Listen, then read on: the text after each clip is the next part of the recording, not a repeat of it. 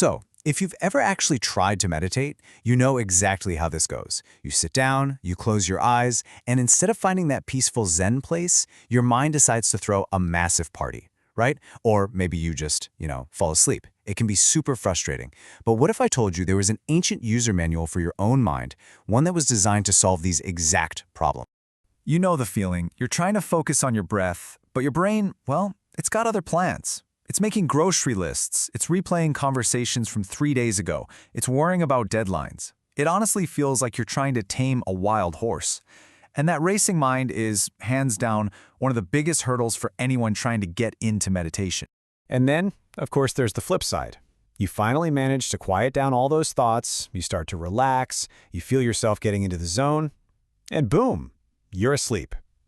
It's the other big reason people just give up and think, you know what, this meditation thing just isn't for me. But don't throw in the towel just yet. It turns out the solution to these very, very modern problems might actually be found in some really ancient wisdom. We're about to dive into a text that is, for all intents and purposes, a user manual for consciousness itself. It gives us a framework to finally understand what's actually going on inside our own heads. Okay, so this text is called the Tattva-bodha, and that's a Sanskrit term that when you break it down is just beautiful. Tattva means the real self, like the true you, and bodha simply means knowledge. So the Tattva-bodha is literally the knowledge of the real self. It's a guide to finding out who you really are underneath all of that mental noise. So who wrote this thing? Well, it was a master philosopher who wrote over 200 different works. I mean, just let that sink in for a second. The sheer volume of wisdom coming from just one person, it's staggering. It just points to this incredible, profound level of clarity. And here's the part that is really mind-blowing. He did all of this. He composed over 200 books before he passed away at the age of just 32. That tells you everything. The Tattva-bodha isn't just some abstract theory. It is a powerful distillation of some deep, lived wisdom.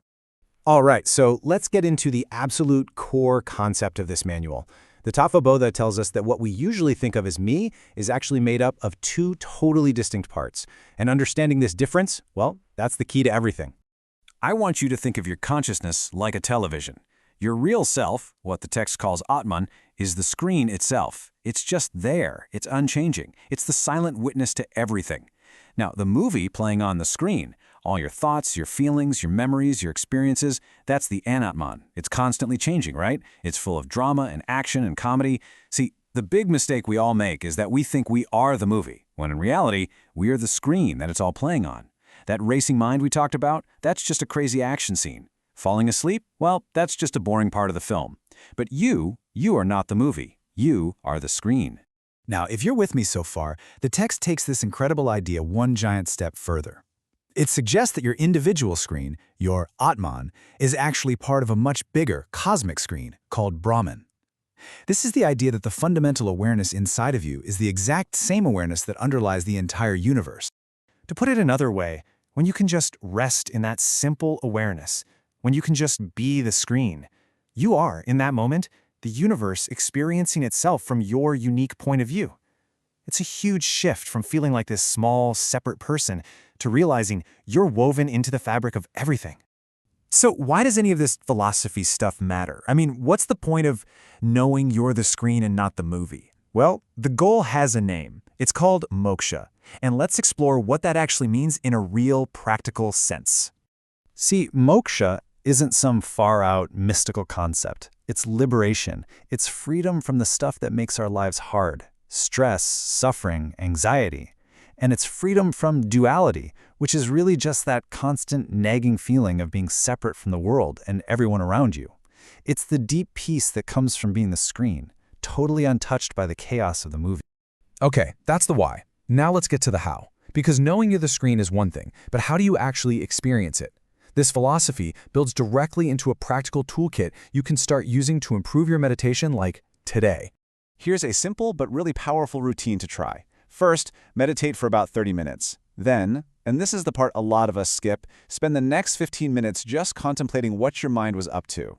After that, actually document your thoughts. Write them down. This is how you start to spot the recurring patterns. And finally, throughout your day, practice breath awareness to use as an anchor to pull you back into the present moment.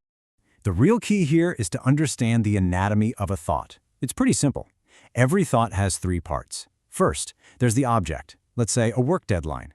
Second, there's the thought about the object. That's all the stress, the stories, the drama we create around the deadline.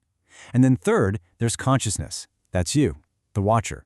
Your goal is not to stop the thoughts, it's just to see these three parts clearly and then simply choose not to get sucked into the story. Just watch it go by. All right, let's troubleshoot some common problems. Posture's a big one. To get comfortable, really focus on your neck and your hips. If you find yourself getting sleepy all the time, just try meditating with your eyes softly open. And if your mind is still just running wild, a mantra, which is just a simple, repeated phrase, can give your mind something to hold on to and help it finally settle down. And here's a really beautiful example of a mantra you can use. Instead of being all about you, it actually cultivates this feeling of goodwill for everyone. Just repeating lines like, "May all be happy" and "May all be at peace" really shifts your whole perspective. And that word, auspiciousness, it basically just means wishing for good fortune and well-being for everybody. It's a practice that not only calms your mind, but also makes you feel more open-hearted and positive. Look, this ancient wisdom isn't just for monks on a mountaintop somewhere. It's a super practical guide for our complicated modern minds. It offers real freedom from stress, a deeper sense of connection, and a way to actually master your own attention. So the real question to leave you with is this: what could become possible in your life if you held the owner's manual to your own mind?